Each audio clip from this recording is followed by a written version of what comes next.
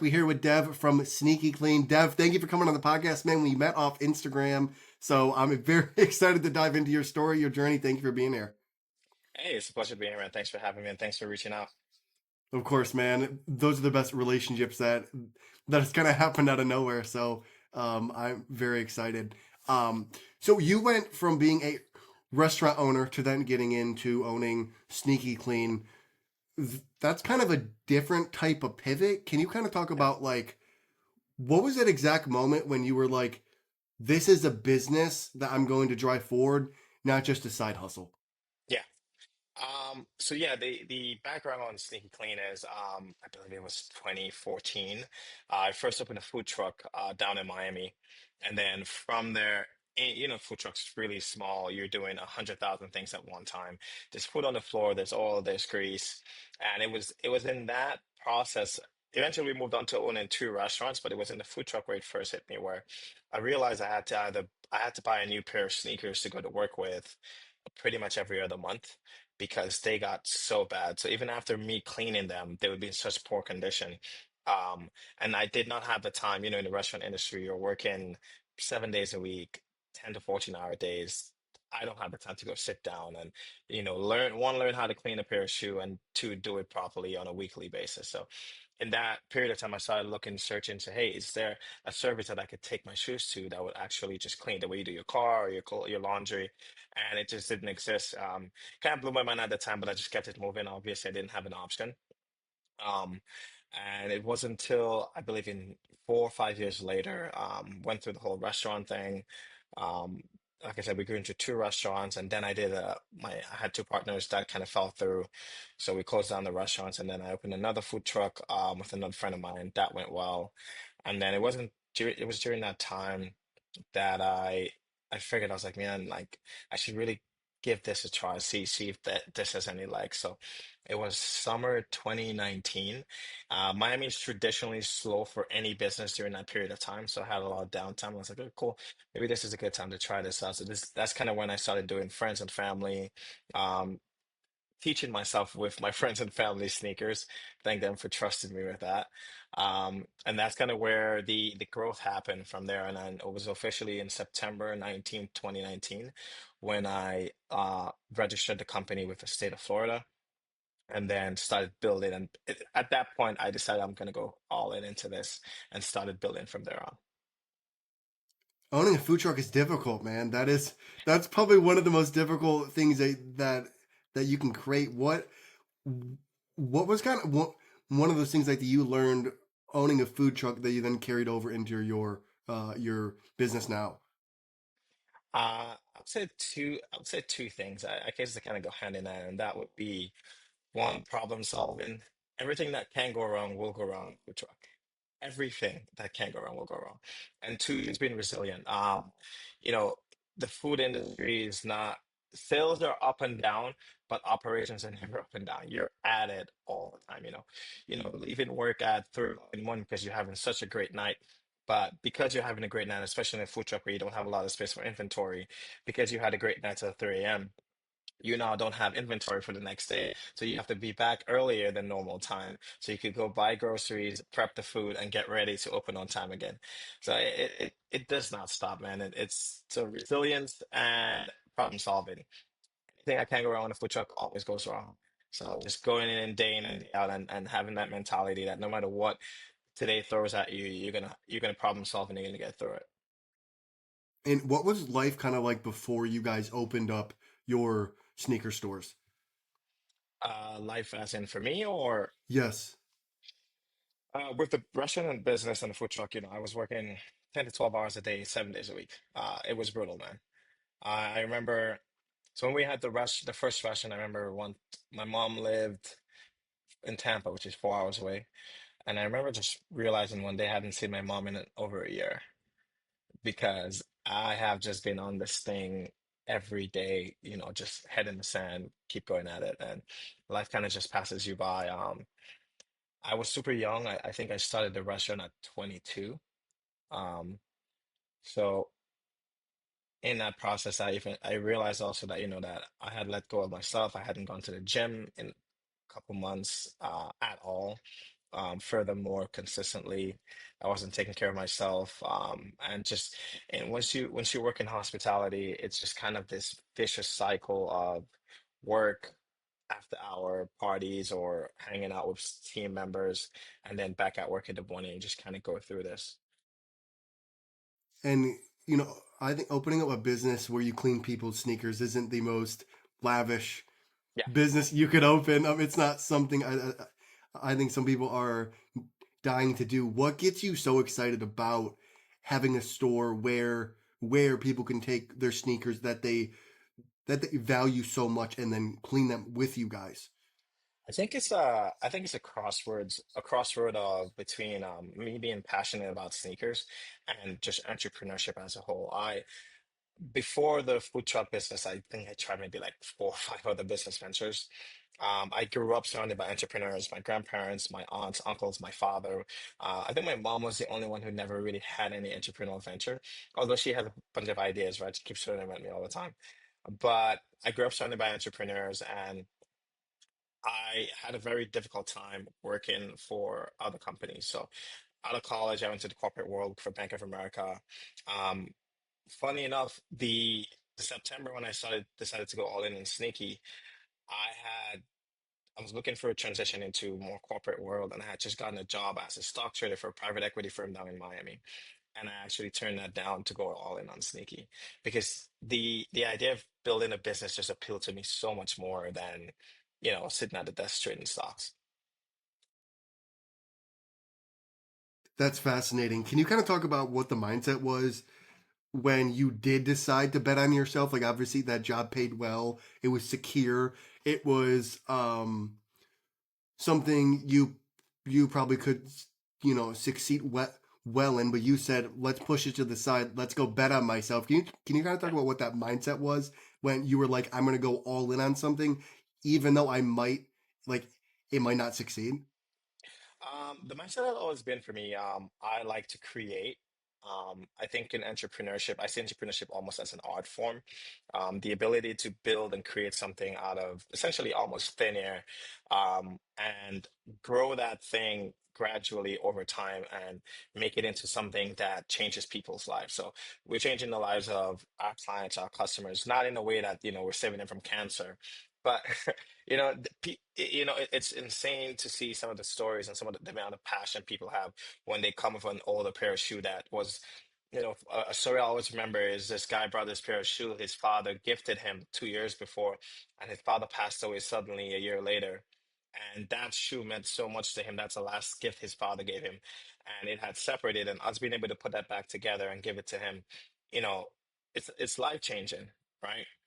So that between that, the ability to impact people's lives, the idea of being able to create and to build, the I've always looked at a job as something that if all else fails, I could always go back there. The jobs are not going anywhere. There's always going to be the option to work. Um, it, it, it it doesn't not being able to get a job is not something I lose sleep over, not even think about ever at all. Like if this would have failed, I think I would still go back into entrepreneurship. um I just don't know how else. And my experience with previous employment has been that I don't think I've ever held a job for more than a year. I get bored. Um, because coming in and doing the same thing repeatedly is very mundane. Whereas with entrepreneurship, literally no 2 days are the same. Every day you come in, it's a different task, it's a different challenge, it's a a different thing you have to create, that appeals to me so much more. Speaking on getting bored, one thing that you guys are not rolling out is franchising. Can you kind of give us a deep dive into that aspect of the business? Why you kind of decided to go that route? Yeah. Great caveat there. So with franchising, the idea was we think we have such a great product as in the Sneaky Clean model. From the beginning, the idea always has been to build a robust system that can be replicated. I don't know if you know, but we had a location in Zurich, Switzerland for about 3 years.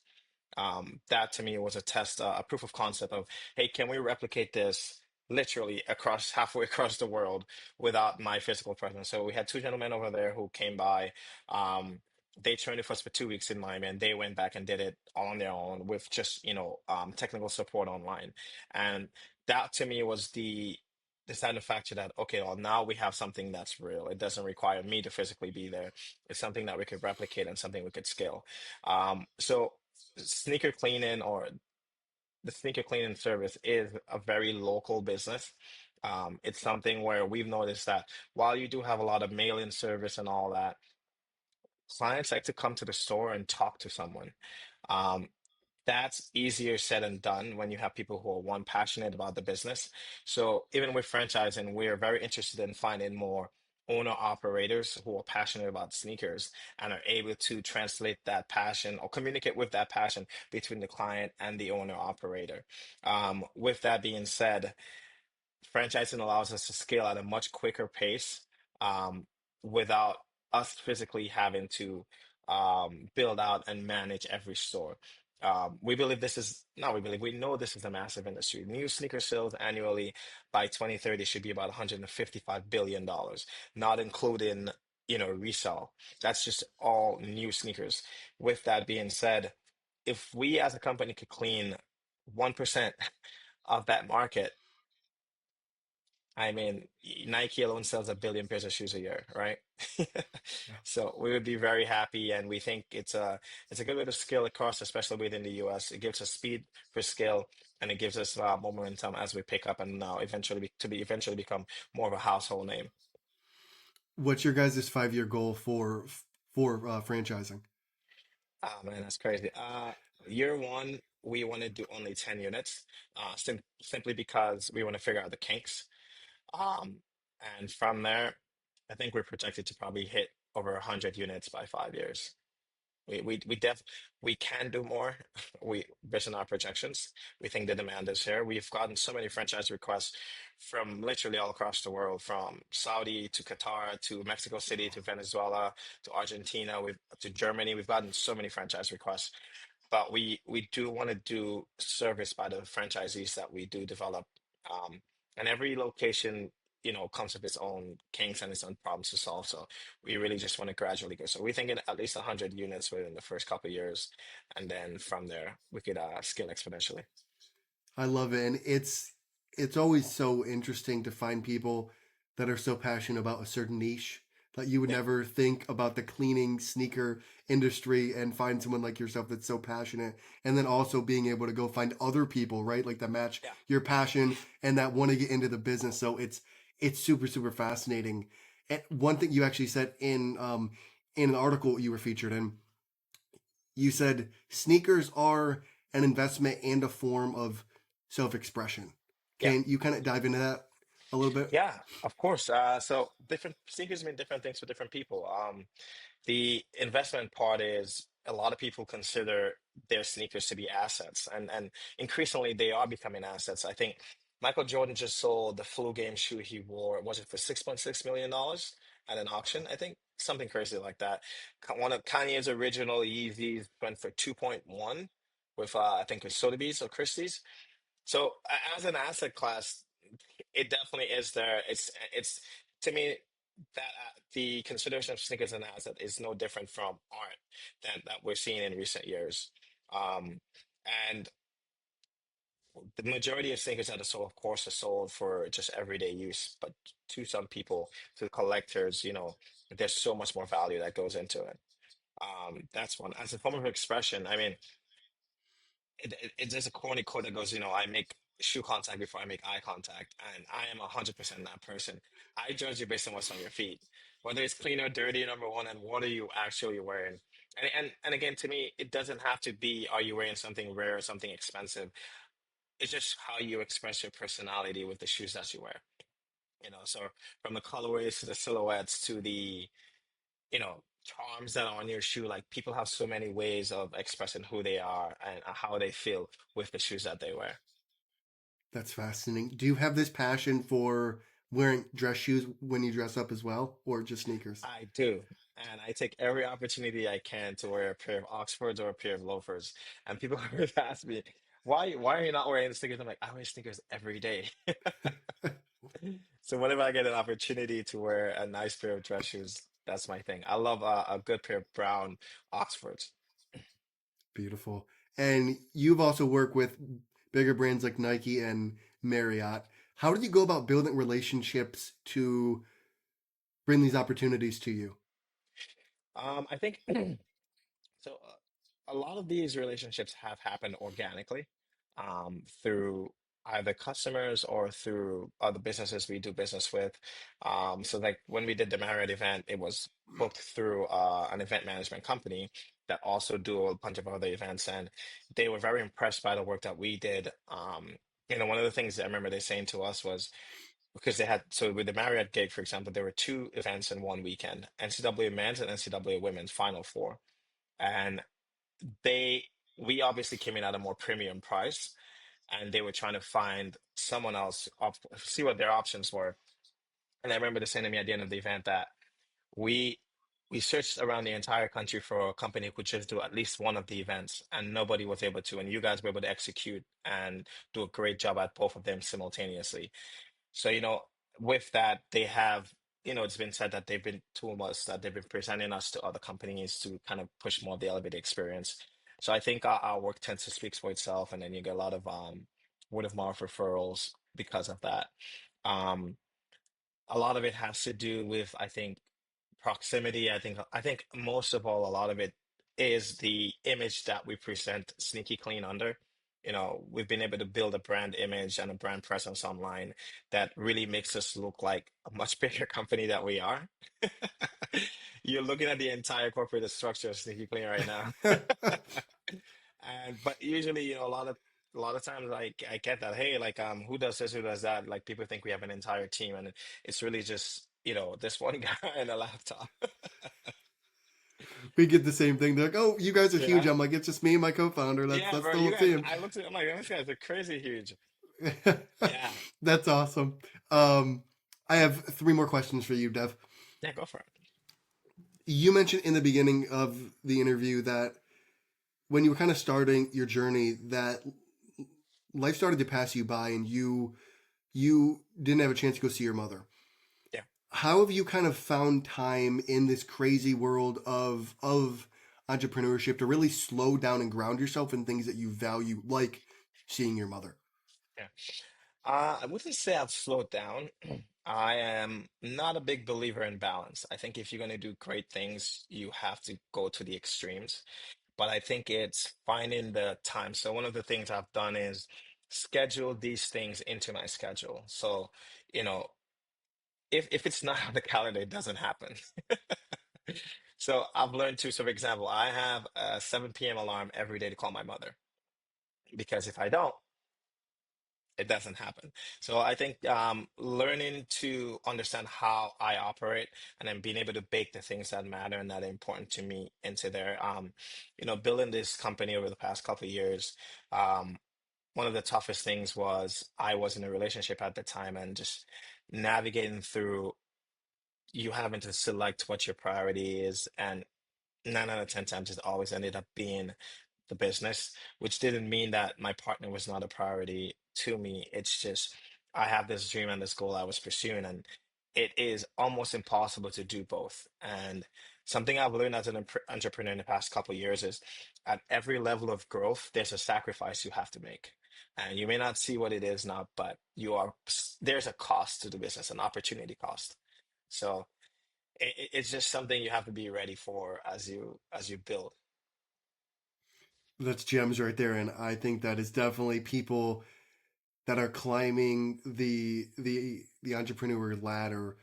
I think that's probably the thing they struggle with most Yeah. is finding that balance of like, what do I sacrifice? Like you mentioned, is that my health? Is that Yeah. my diet? Is that my relationships with my girlfriend or my family? Yeah. Um, is that watching TV? And I think that's probably the most difficult thing. Sometimes it's And all. yeah, Yeah. there's just no Sometimes it's solving it, all. right? There's not, bro. There are times when I look back and I realize, holy shit, I have worked for 45 days straight without a single day. And I'm talking like full eight, not eight, 10, 12 hour days. And it's just you sometimes you have to do what you have to do. Yeah. So That's beautiful, and it's it's a blessing and a curse. It is. It is. It's a two-edged sword, double-edged sword for sure. Yes. Because again, Two more question. Oh, I was gonna say because at the end of it, like not at the end, but sometimes you get to a point and you look back and it's like you really question, is this all worth it? Because you're still on the journey, right? You're not at the point where you're ripping all the rewards and seeing all the returns on that investment yet. Because I think one of the biggest challenge with would-be or new entrepreneurs is the gratification period. People think that you put in hard work for 3 months and then rewards start coming your way. I have worked for years without reward, and the longer you're able to delay gratification, is usually the bigger the reward is. has it been worth it for you? 1,000%, man. The journey, I love the journey. I kill for this. I I can't imagine doing anything differently. And we're growing, we're scaling. I was able to bring in some investors last year, which has allowed us to Nice. scale a bit. We're launching our first mall kiosk operation later this Nice. year. Yeah, so a lot of good things are coming down the pipeline, but you know, what it leads me to one of my biggest challenges as a person is, people hear of these growth jams and they're like, "Oh my God, you're killing it." And in my head, I'm like, "Not really," because Yeah. the bar is so high as to what I want to accomplish. I was like, this is just the foundation. These are the small things I think I have to do now, and I have a very hard time just celebrating. Like, I could care less about a grand opening party or a celebration. It's like, I because what's happening today was cooked up 6 months ago, a year ago. Yeah. What my concentration is on right now is what you're going to see materialize in the next 6 months to a year. So it's very hard for me to slow down and appreciate and enjoy those things. That's that's definitely something I personally struggle with, and I've heard so many people of like because we're so focused on that next goal, Yeah. we're like, "Yay, we did something great. All right, what's next? All right, What's what's next? next?" Yeah. Yeah. My ex used to say to me that you'll never be satisfied. Unfortunately, she might be right. I I think so. Um, on that, and this kind of goes perfectly into that question, or into that. What is one character trait that has made you successful, but it's also hurt people around you? I think the ability to, it's not a character trait, to focus, I guess, just tunnel vision on this one thing. Um, I guess it's the ability to be, it's being selfish, if we're being honest about it. It's being selfish towards this one thing that you're doing, which is the business in this case. But it also comes, I think it's also a double-edged sword because you're being selfish and you're building this thing because this is something you want to do.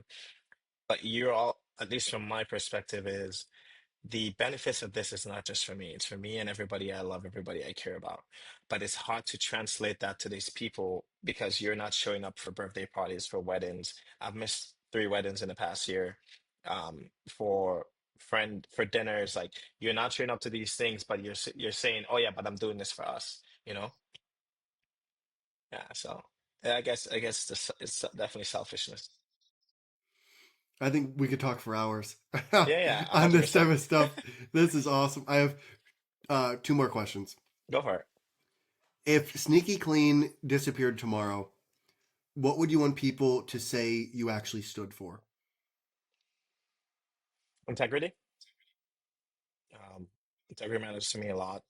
Standing by my word, standing by saying what I'll do to the customers who come into the business, to my partners, to the people who have believed in me, to my team members. My team members, I don't have a business without my team members. I think they are essentially the most valuable asset that we have. Um, I wish everybody could go home and say, you know what? Dev tried, and things don't always work out, but he tried, and there's no remorse between it. If anything, there's admiration for it.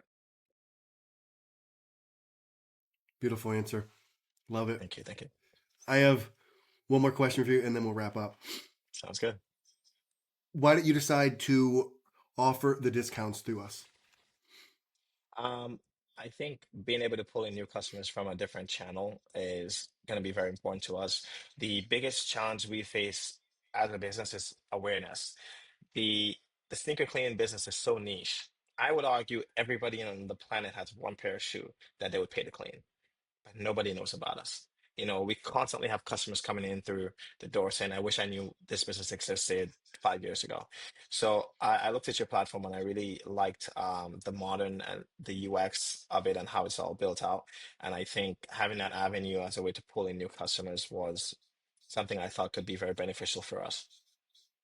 Awesome. Thank you for those kind words. We appreciate that. No, no, you guys are Um, doing a great job, bro. thank you, man. Uh, means a lot to me and my co-founder. Um, that's all the questions I have for you. How can people find you, and what is one thing you want to leave people with? You can find us at www.sneaky.com. That's sneaky spelled with two Ks, Sneakky. Or if you're in Miami or New York, we're in Manhattan and we're in Miami, close to Midtown. On Instagram, we're at Sneaky Clean. That's Sneakky, and clean with a Klean.